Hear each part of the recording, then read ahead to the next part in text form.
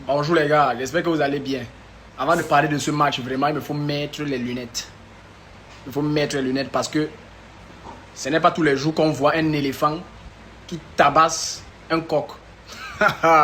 Ce n'est jamais arrivé dans l'histoire de la Côte d'Ivoire de gagner la France. Et hier, la Côte d'Ivoire a fait sensation parce qu'ils ont gagné avec la manière. Certes, la France était un peu au-dessus, la position de balle et autres, mais la Côte d'Ivoire a eu plus envie. Et c'est ce qui a fait en sorte qu'ils gagnent ce match, franchement. Parce que dans ce match, il faut respecter celui qui a l'axe stopper qu'on appelle Agbabou.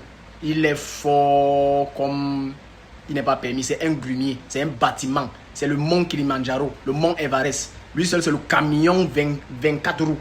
Il est solide, il est comme un train, comme l'armoire. Donc il a pris Mbappé, il l'a mis dans la poche. Ensuite, on a envoyé Mateta en deuxième mi-temps. Il a pris Mateta, il l'a mis dans le sac du marché, il est parti au marché avec. De l'autre côté, en latéral, Doué. Le grand frère Doué a élevé le niveau à un niveau que c'est comme s'il avait 24 poumons, 52 cardio. Donc il a élevé, il a couru partout. Pour moi, c'est les deux hommes du match. On ne donne pas à Doué, c'est que c'est le Agbagbo, le stopper là. Franchement, en tout cas, belle victoire pour la Côte d'Ivoire. Ça va leur donner plus de fighting spirit et le courage et surtout l'engagement pour la Coupe du Monde. Et ça va réveiller la France. Là, maintenant, il faut même plus faire attention à la France parce qu'ils vont aller maintenant en Coupe du Monde avec une rage qu'on ne doit pas les surprendre comme on les a surpris encore là maintenant. Comme on les a surpris ce soir.